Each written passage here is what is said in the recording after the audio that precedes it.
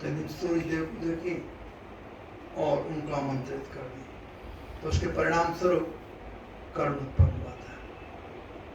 और कुंती को पहला संतान था और मां अपने हाथ से उसे फेंक रही है, गंगा जी में प्रवाहित की। कुंती के दिल पर क्या बीता होगा। विवाह भी हुआ तो विवाह के तुरंत बाद उनके पति चले गए विश्व विजय के लिए, लड़ाई के लिए। और जब लड़ाई करके, लड़ाई से जीत करके आए तो साथ में एक सौत लेकर के आ गए माद्री को। विपत्ति के ऊपर विपत्ति। कुंती बिल्कुल बाल वधू थी, नवज्योति थी। यहाँ पर कहा गया है कि कम आयु में वो विधवा हो गई। उतना ही नहीं, जब ऋषि ने श्राप दे दिया था तो उन्हें कोई संतान नहीं था। लेकिन महाराज पांडु जानते थे कि कुंती को यह वरदान है। पत्नी को पति से कुछ छिपाना नहीं चाहिए।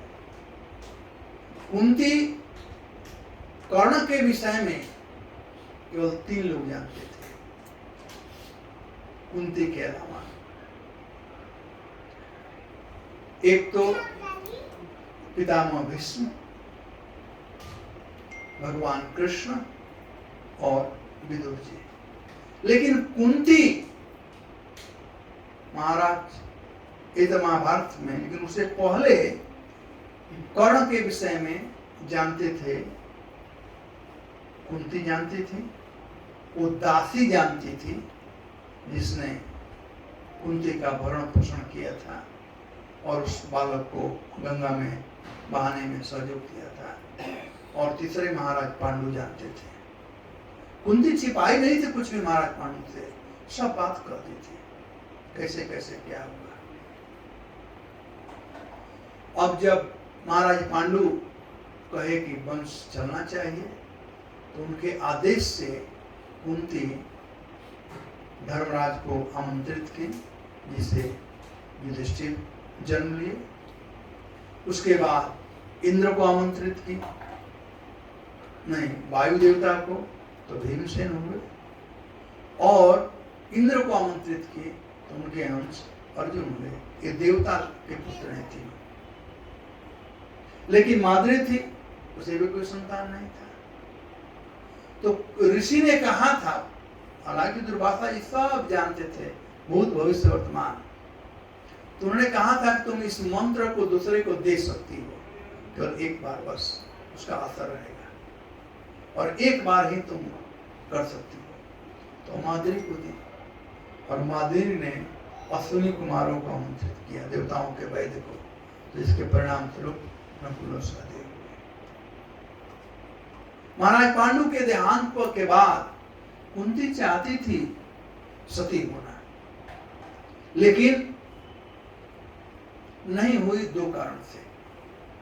एक तो एक छोटे बालक थे जो कुरुकुल के धरोहर थे, और दूसरे भगवान श्री कृष्ण इस धराधाम पर थे, और माद्री के चलते महाराज पांडु का देहांत हुआ था। इसलिए माद्री जो थी वह सती हुई। जब ऋषियों के साथ में कुंती हस्तिनापुर आई, ऋषि लोग लेकर के आए और इंट्रोड्यूस किए इन बच्चों को, तो सब लोग स्वीकार कर लिए, लेकिन दुर्योधन आदि कभी स्वीकार नहीं किए। ये पांडव लोग बड़े हो गए थे, 10-12 साल के हो गए थे, आए थे, तो वे लोग स्वीकार नहीं किए। द्वापर का समय था जी, उस समय जो ऋषि लोग कह रहे थे, साधुओं के बात पर तो विश्वास सब लोग करते हैं। तो बड़े बड़े ऋषि लोग आए थे, धौम्य सब ऋषि थे, व्यास थे, वे लोग बताए कि पांडु के पुत्र हैं।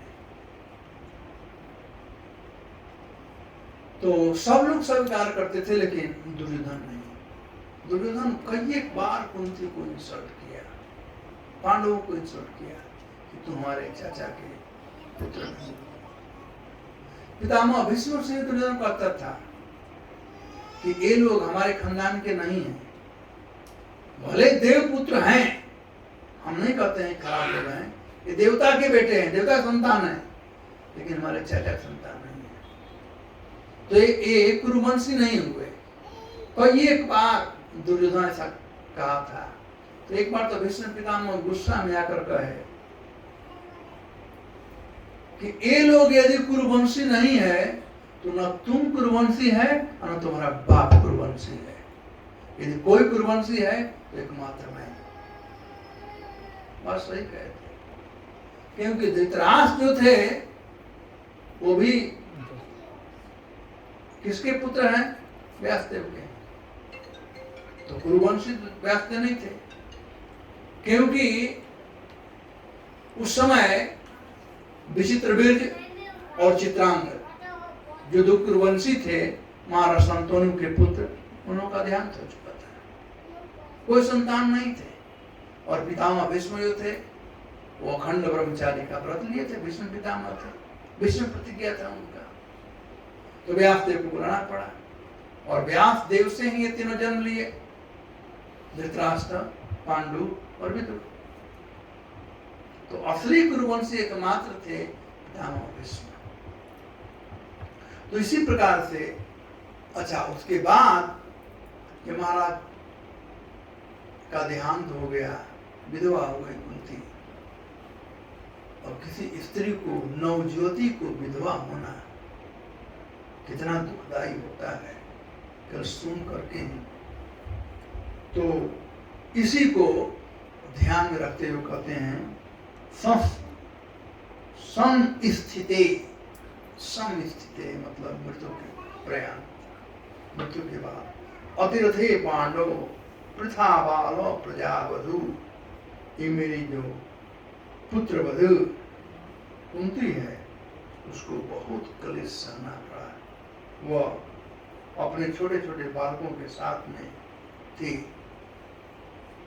और उनके सिर से उनके पिता का हाथ उठ गया था। फिर जब बड़े हुए जब तुम लोग, तो तुम लोगों के चलते कुंती को बहुत क्लेश सहना पड़ा। जुष्मत कृते बहुन क्लेशान प्राप्त तो कवती मुहु, तुम लोगों के चलते जब तुम बड़े हुए, महाराज युधिष्ठिर यदि जुआ नहीं खेले होते तो ये कष्ट नहीं होता जो वनवास जाना पड़ा, द्रौपदी का चिरहरण हुआ, पांडव लोग दास बन गए, जो कुछ भी हुआ उस जुआ के चलते हुआ था। उसी बात को यहाँ पर कहते हैं, और कहने के बाद सब चीज को याद करते हुए संतावना देते हैं। भीष्म पितामह जो यहाँ पर संतावना दे रहे हैं, और ऐसे ही संतावना किसी को देनी चाहिए दुख में। हालांकि ये स्वयं सरसैया पर पड़े हुए थे, और एक दिन से नहीं 58 दिन तक वे सरसैया पर पड़े थे। और उस समय भीष्म पितामह 400 वर्ष के थे जब सरसैया पर पड़े थे। उनको इच्छा मृत्यु का वरदान था कि जब तक से मरना नहीं चाहे कोई मार नहीं सकता है। तो अब उनकी इच्छा हुई थी मरने के लिए, इसलिए वे तैयार हो गए थे। तब यहाँ पे सर्वकालम कृतम मन्ये भवतां च यद अप्रियम सपालो यद बसे लोको वायो इव घनावली।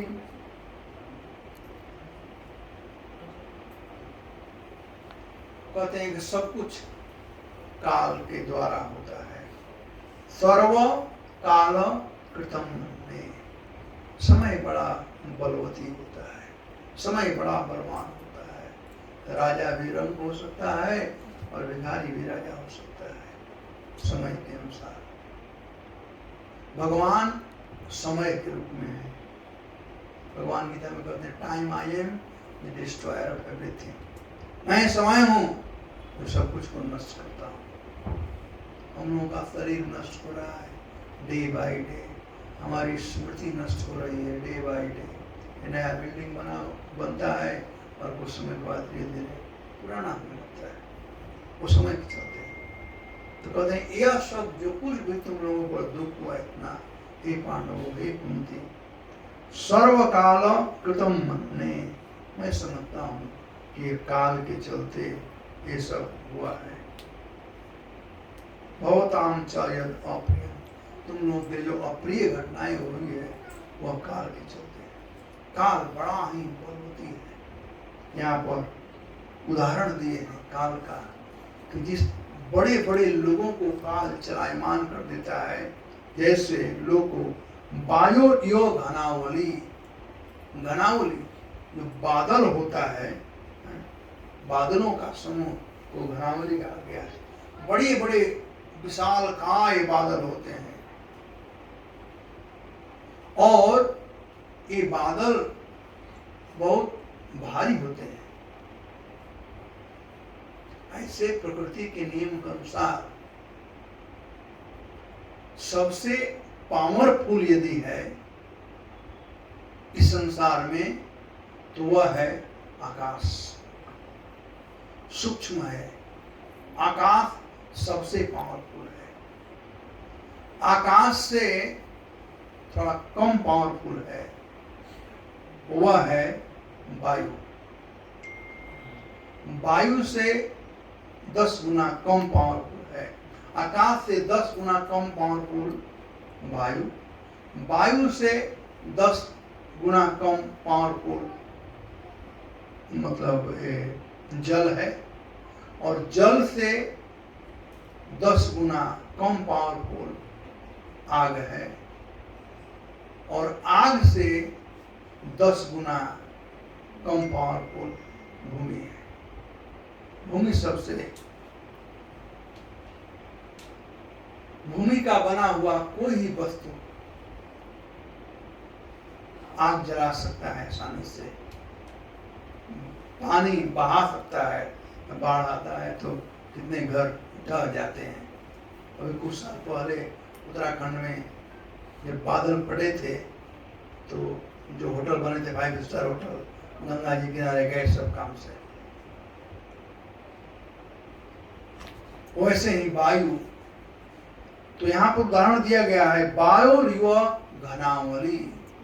घनावली बादल जो होते हैं, जो जल है वो बादल के रूप में होता है। और भगवान का व्यवस्था देखिए कैसे टंगे हुए हैं ऑटोमेटिक। ये बादल कभी आप प्लेन में जाओ तो बादल के ऊपर घूम जाता दिखाई पड़ता है, तब तो तुम घूम रहे हैं बादल, कोई सपोर्ट नहीं है। क्या सुंदर भगवान का व्यवस्था है। बादल वाटर को रिस्टोर करने का, और उस बड़े बादल को वायु जो है घुमा देता है इधर से उधर, क्योंकि पानी से 10 गुना हैवी जो है वह है वायु। वायु 10 गुना या शक्तिशाली है। तो यहाँ पर कहते हैं वायु रिव घनावली, बादल एक जगह रहता है लेकिन वायु उसको घुमा देता है। वैसे ही बादल के समान कोई कितना भी बलशाली क्यों न हो, कितना भी शक्तिशाली क्यों न हो, लेकिन समय सबको प्रवृत्त करता है। हिरण्यकश्यपु, रावण, कंस, ये लोग ऑर्डिनरी नहीं थे। हिरण्याक्ष के विषय में बताया, जब चलता था तो तब भूकंप आ जाएगा, और पृथ्वी कांपने लगती थी, इतना बलशाली था। हिरण्यकश्यपु के आंगन में वायु देवता झाड़ू लगाते थे, इंद्र पानी लेकर के आते थे, नौकरी करते थे। आप समझ सकते हो कितने पावरफुल होते, लेकिन कहाँ गए सब, बड़े बड़े पावरफुल लोग गए। तो यही विशेषता कहते हैं कि मैं मानता हूँ कि सब काल के चलते, काल सब कराता है। और यदि काल नहीं कराता होता, यदि समय का प्रभाव नहीं होता, तो बाप रे बाप, तुम लोग ऑर्डिनरी नहीं हो। यत्र धर्मसुतो राजा यदा पाणिवृकोदरः कृष्ण स्त्री गांडीवं चापम सुहृत कृष्ण ततो विपत्। कहते नहीं तो तुम लोगों के साथ ऐसे कैसे हो सकता है, तुम लोगों के पास ऐसी विपत्तियां कैसे आ सकती थी, ये संभव नहीं है। आश्चर्य की बात करते हैं। अत्र धर्मसुतो राजा, जहां धर्म के रास्ते पर चलने वाले महाराज युधिष्ठिर है। कहा जाता है धर्म रक्षति इति रक्षति। धर्म का जो पालन करता है धर्म उसका रक्षा करता है। युधिष्ठिर महाराज साक्षात धर्मराज हैं, लेकिन उनको भी कष्ट सहना पड़ा। तो कहते हैं यत्र धर्मसुतो राजा गदा पाणि वृकोदर, जहां पर महाराज युधिष्ठिर हैं जो साक्षात धर्मपुत्र हैं, धर्मराज हैं, और गदा पाणि वृकोदर, भीम का एक नाम है वृकोदर।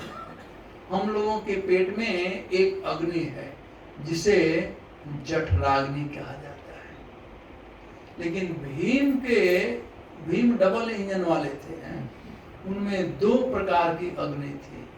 एक जठराग्नि तो थी, साथ साथ वृक नाम की एक दूसरी अग्नि थी, जिनका नाम वृकोदर था। तो गदा पाणि वृकोदर, और जिनके हाथ में गदा धारण किए हुए वृकोदर थे। और कहते हैं कृष्ण अस्त्री गांडीवम, कृष्ण अस्त्री गांडीवम, यहाँ पर कृष्ण का अर्थ होता है अर्जुन। कृष्ण अर्जुन भी श्याम वर्ग के थे, कृष्ण के समान है। तो कृष्णो अस्त्री गांडीवम, जिस अर्जुन का अस्त्र गांडीव था, च अपि स्फुरित कृष्ण ततो विपत्, उतना ही नहीं अर्जुन कृष्ण के सखा थे। सुहृद कृष्ण, कृष्ण के सुहृद थे, ततो विपत्, इन सब के बावजूद भी विपत्तियां तुम लोगों पर पड़ सकती है। कैसे हो सकती है? यदि काल, पहले कह दिए मैं मानता हूं कि काल का ही प्रभाव है, नहीं तो ऐसे कैसे हो सकता है? युधिष्ठिर तुम धर्मराज हो, भीम के सामने कोई टिक नहीं सकता था। अकेला भीम 100 कौरवों को मारे, और ये कौरव लोग ऑर्डिनरी नहीं थे, पावरफुल थे। 100 कौरवों को अकेले मारे, दिन कर करके। अर्जुन, मैं तो बता रहा था कि महाभारत युद्ध समाप्त करने वाले कितने ही लोग थे। अर्जुन, पितामह भीष्म और कर्ण, वे अर्जुन थे। यदि अर्जुन के हाथ में गांडीव हो और कृष्ण हो साथ में उनके सखा के रूप में, वहां क्या नहीं मिल सकता है।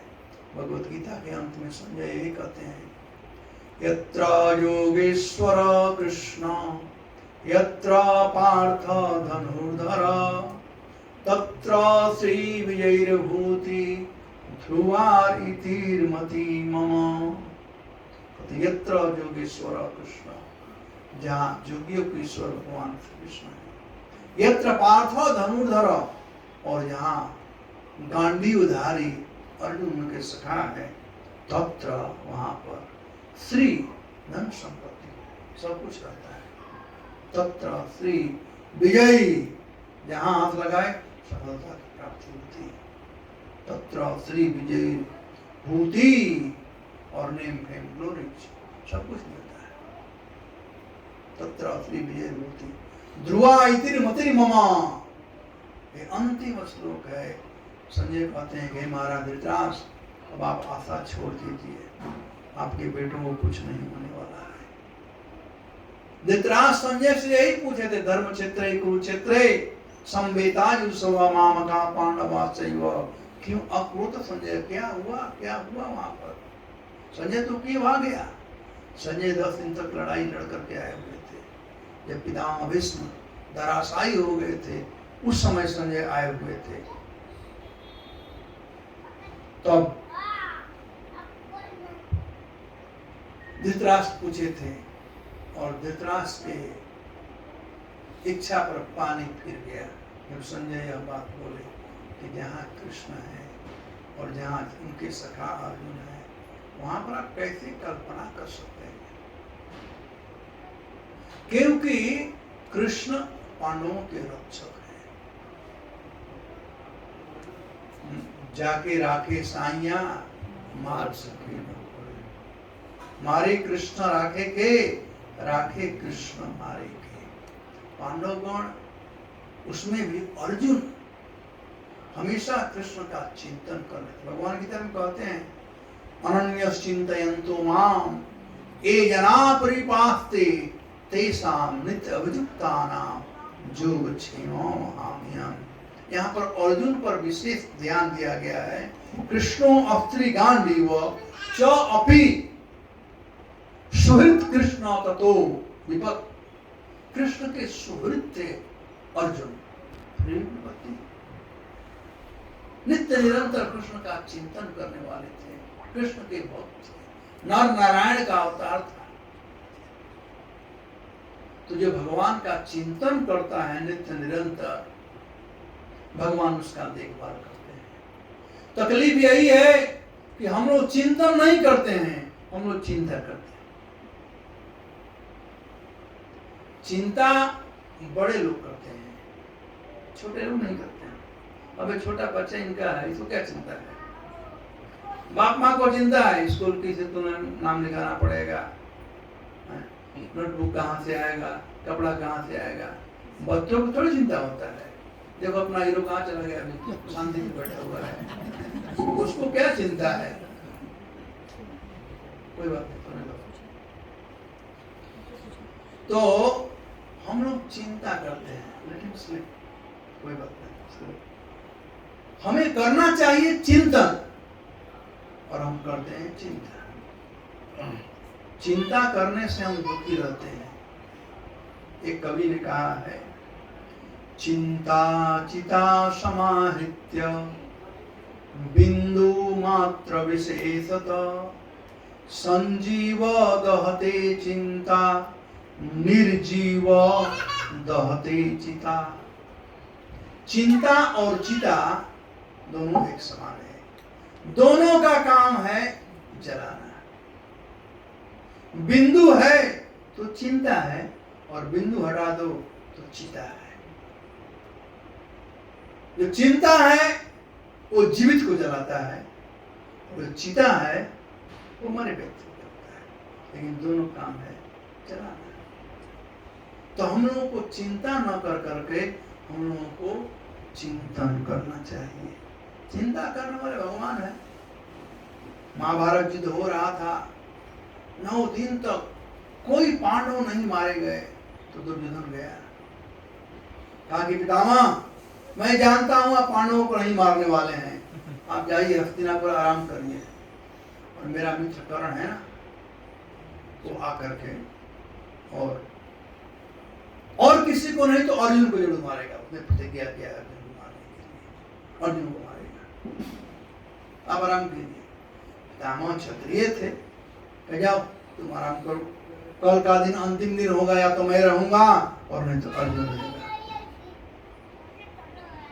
अब यह बात दवानल के समान सर्वत्र फैल गया कि पितामह ने प्रतिज्ञा कर लिया है कि कल अर्जुन को मार डालेंगे। अब सबके मन में यही चिंता व्याप्त हो गई कि कल क्या होगा। अरे एक का रक्षा करने वाले कृष्ण हैं, अर्जुन का रक्षा करने वाले कृष्ण हैं, और इधर पितामह हैं, उनको इच्छा मृत्यु का बरदान है। यदि वो मरना न चाहे तो कोई मार नहीं सकता है। और दूसरे तरफ अर्जुन के रक्षक कृष्ण हैं, तो कल कौन मरने वाला है? इसी बात की सब लोगों को चिंता थी। कोई सो नहीं पा रहा था। जब चिंता होती है तो कितना भी स्लीपिंग पिल लो, नींद नहीं आती है। परिचय है ना इससे अपनों को। तो टेंशन हो जाता है रात को तो नींद नहीं आती है। तो सब लोग आपस में बात कर रहे थे, कल क्या होगा, कल क्या होगा। और भगवान सबके कैंप में जाकर देख रहे थे। सब लोग यही बात कर रहे हैं, कल क्या होगा, कल क्या होगा। भगवान जब अर्जुन के कैंप में गए तो अर्जुन बड़े प्रेम से सो रहे थे। भगवान जगाए अर्जुन को और कहे, अर्जुन तुम सो रहा है? कहा क्या? दिन भर लड़ाई किया हूं, थक गया हूं जी, कल फिर लड़ाई करनी है, सोने दो हमको, क्या तकलीफ है। तो कृष्ण ने कहा, तुम्हें पता नहीं है कि पितामह ने प्रतिज्ञा किया है, कल का दिन अंतिम दिन होगा, या तो वे रहेंगे या तुम रहेंगे, तुम रहोगे। अर्जुन इजली कहा, हाँ मैं सुना हूं ऐसा ही कुछ है, कहें प्रतिज्ञा की, कोई बात नहीं, कल का बात कल देखेंगे, अभी सोने तो कृष्ण ने कहा, तुम्हें चिंता नहीं है क्या? तुम सो को चिंता नहीं है? कहा, तब कृष्ण तरफ देखा अर्जुन और कहा, चिंता वो तो मैं आपको दिया हूं, इसलिए अब जगे और मैं सो रहा हूं। तो जिसको चिंता होती है ना, सो नहीं पाता है, चाहे भगवान ही क्यों हो। भगवान को चिंता नहीं, हमारा भगत कल क्या होगा। क्योंकि पितामह प्रतिज्ञा प्राप्त कर लिए हैं। कृष्ण तो सारथी थे, कृष्ण रथी नहीं थे, कृष्ण लड़ाई नहीं कर रहे थे, सारथी काम कर रहे थे। तो कृष्ण को चिंता थी कि पितामह जब प्रतिज्ञा कर लिए हैं तो कल क्या होगा। और वास्तव में वो जो लड़ाई था बड़ा घमासान था। यदि कृष्ण नहीं बीच में आए होते तो अर्जुन खत्म हो सकते थे उस दिन। कृष्ण को अपना प्रतिज्ञा तोड़ना पड़ा था। तो हम लोगों को वास्तव में चिंतन करना चाहिए, चिंता नहीं करना चाहिए। चिंता कर कर कोई सुखी नहीं हुआ तक से और न होगा। और चिंतन करने के लिए सबसे सुंदर तरीका भगवान चैतन्य महाप्रभु दिए हैं, वह है हरे कृष्ण महामंत्र के द्वारा। हरे कृष्णा कृष्णा कृष्णा हरे हरे, हरे राम राम राम हरे हरे। इस प्रकार से पितामह भीष्म कह रहे हैं कि भगवान के प्लान को कोई नहीं जानता है। नहीं अस्य करहित राजन पुमान वेद विस्तम यद्वी जिज्ञासया युक्ता मुह्यन्ति कवयोपि। बड़े बड़े विद्वान भी इस बात को समझने में घबरा जाते हैं कि कैसे भगवान का प्लान काम करता है। इसलिए भक्त लोग ज्यादा माथापेची नहीं करते। जो होता है कृष्ण पर छोड़ते हैं। दीन बंधु दीनानाथ मेरी डोरी, बस कुछ नहीं कर छोड़ते हैं। उसी में आसानी है। आप में से कितने लोग तैरना जानते हो?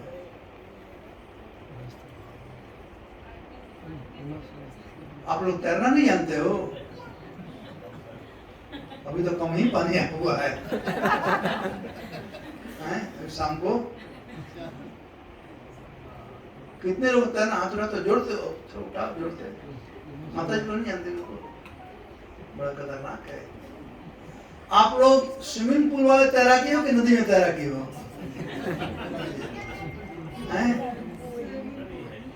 स्विमिंग पूल वाले काम नहीं कर पाएंगे। हमें याद है एक बार हम उत्तराखंड गए थे, 25,000 स्क्वायर फीट ऊंचाई पर हिमालय दिखाई पड़ता है। हमारा एक भक्त है दिव्यताई प्रभु, उसके यहाँ वो बहुत ऊंचाई पर गए थे, बहुत ऊंचाई पर। और वहाँ गंगा जी का एक धारा है, तो गुप्त गंगा कहते हैं, और उसमें खूब प्रवाहमान धारा था।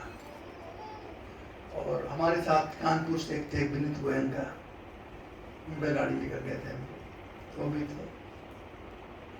तो दिव्यनिताई तो वहीं का तैराकी था, तो वो तो तैर अच्छा, पानी ज्यादा नहीं था, घुटना भर पानी था, लेकिन पानी में करंट बहुत था।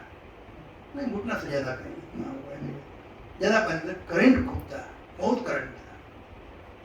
तो देवनीताई पार कर गया, हमारा हेड पुजारी कानपुर का वो पार कर गया और मैं पार कर गया, तीनों हम पार कर गए। और विनीत भी कूद रहे थे। हमने कहा कि आप मत कूदो, आप तैरना जानते? हाँ प्रभु जी मैं तैरना जानता हूँ।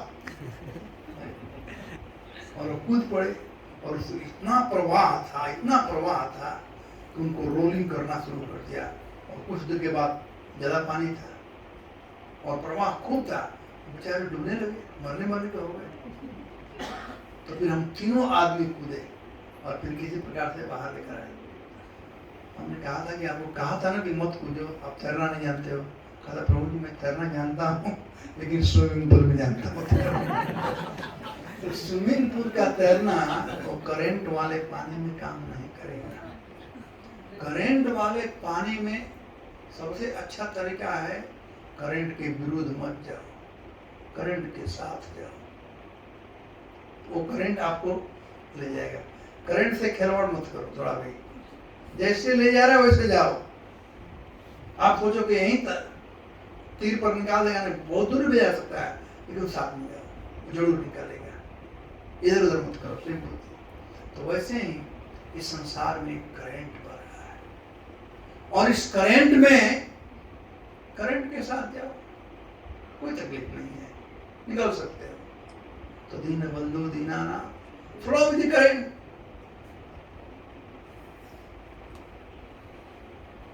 और दूसरी बात कि जो कृष्ण का शरणागत हो जाता है, ये कभी नहीं सोचना चाहिए कि भक्त बन गए तो हमें कोई तकलीफ नहीं होगा। ये पांडवगण हम लोगों से कहीं बड़े भगत थे, इन लोगों पर कितना तकलीफ हुआ। पितामह भीष्म बतला रहे थे इन लोगों के तकलीफ।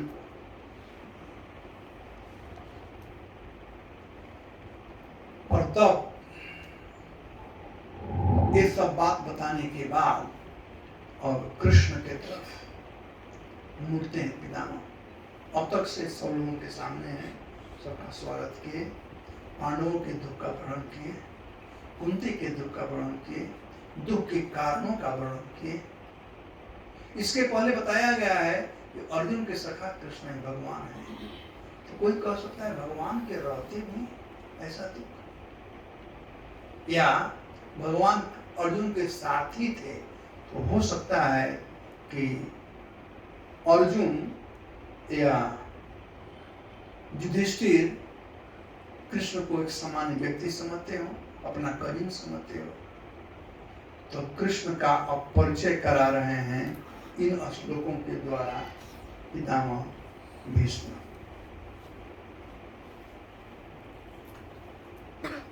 कहते हैं य वै भगवान साक्षात् आद्यो नारायण पुमान् मोहयन् मायया लोकं गूढ़ं चरति विष्णुषु। करें कि ऐसा वै भगवान साक्षात आद्यो नारायण पुमान्। ये जो श्री कृष्ण हैं, जो तुम्हारे साथ यहाँ पर हैं, वे साक्षात भगवान हैं, वे आदि कारण हैं, वे परम पुरुष नारायण हैं। और मोहयन माया लोकम, इस संसार में सभी लोगों को अपने माया के द्वारा मोहित किए हुए हैं। माया किसे कहते हैं? माया इति माया। माँ मतलब नहीं और या मतलब जो दिखाई पड़ता है, जो दिखाई पड़ता है लेकिन है नहीं, वो कहलाती है माया। तो हम लोग इस माया के चंगुल में वैसे ही पड़े हुए हैं जैसे मृग मरीचिका राजस्थान में होता है। मरुभूमि में मृग समझता है कि वहां पानी है, जब सूरज की रोशनी तप्त बालुका पर उसका प्रभाव पड़ता है तो पानी का हिलोरा जैसे बनता है। हरिणी समझता है कि वहां पानी है, वहां पानी है, और दौड़ करके अपना प्राण त्याग देता है, क्योंकि मरुभूमि में पानी नहीं। वैसे ही इस संसार में सुख नहीं है और हम हाय हाय हाय हाय कर करके माया के साथ में प्राण त्याग देते हैं। भगवान कहते हैं मोहयन माया लोके, मोहयन भगवान मोहित किए हैं माया लोके। हम देख रहे हैं कि परदादा मर गए सुखी नहीं हुए, दादा मर गए सुखी नहीं हुए, बाप मर गए सुखी नहीं है, और हम भी उसी में लगे हुए। ये कहाँ की बुद्धिमानी है? हम लोगों की गति वैसे ही है जैसे कसाई खाना में एक पशु का। एक पशु देख रहा है, एक गाय देख रही है कि एक गाय कट रही है, दूसरे को हरा घास दे दो तो प्रेम से खा रही है। उसे मालूम है कि मेरा नेक्स्ट टाइम, मेरा बारी नेक्स्ट है, उसे मालूम नहीं। संसार में हम लोग वैसे ही हैं। माया का एक नाम है नर्तकी, जो सबको नचाती है, नाचती है और नचाती है। यदि नर्तकी को रोकना है तो नर्तकी को उल्टा करो। क्या हो गया? बस हरे कृष्णा कृष्णा कृष्णा हरे हरे, हरे राम राम राम हरे हरे। उस नर्तकी को यदि रोकना है तो हम लोगों को कीर्तन करना चाहिए। कीर्तन करेंगे तो माया को रोकते हैं। भगवान गीता में यही कहते हैं, दैवी ही सा गुणमयी मम माया दुरत्तया मामेव चे प्रबदन्ते माया वेदाम तरन्ते। जो मेरे शरण में आते हैं वही माया से पार होते हैं। क्या हो गया?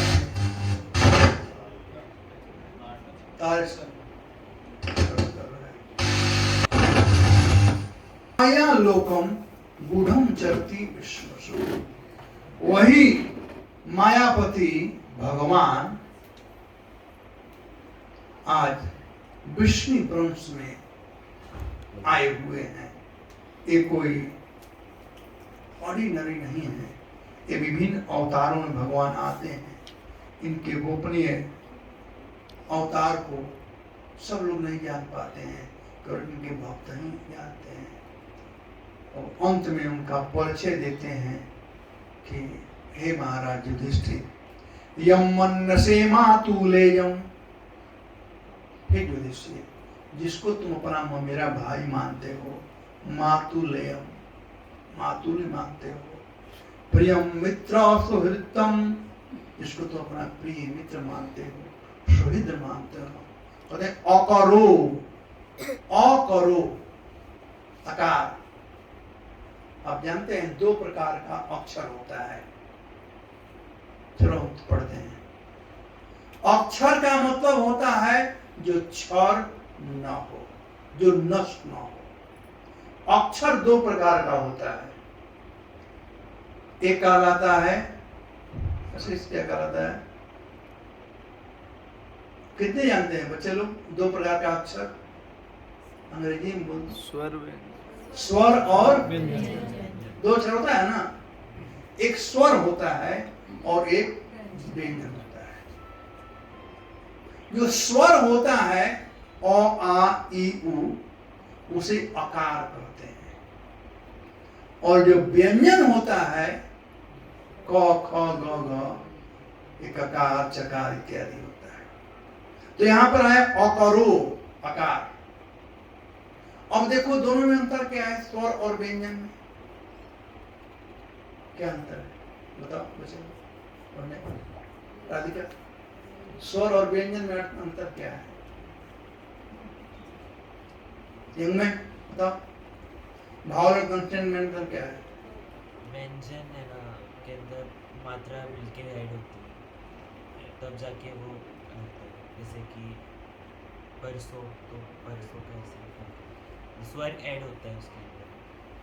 मतलब व्यंजन है कि अलग व्यंजन खाए हो क्या घर में? सब्जी खाए हो ना? किससे कहते हैं? आलू हो, टमाटर, दो तीन मिला सब्जी कहते हैं व्यंजन। तो कहो ना जिसमें जो मिला हुआ है वो व्यंजन कहलाता है, और जिसमें नहीं मिला है खाटी है वो स्वर है। अपने भाषा में बताओ। स्वर मतलब इंडिपेंडेंट, जो किसी पर डिपेंडेंट नहीं है। और व्यंजन मतलब डिपेंडेंट है।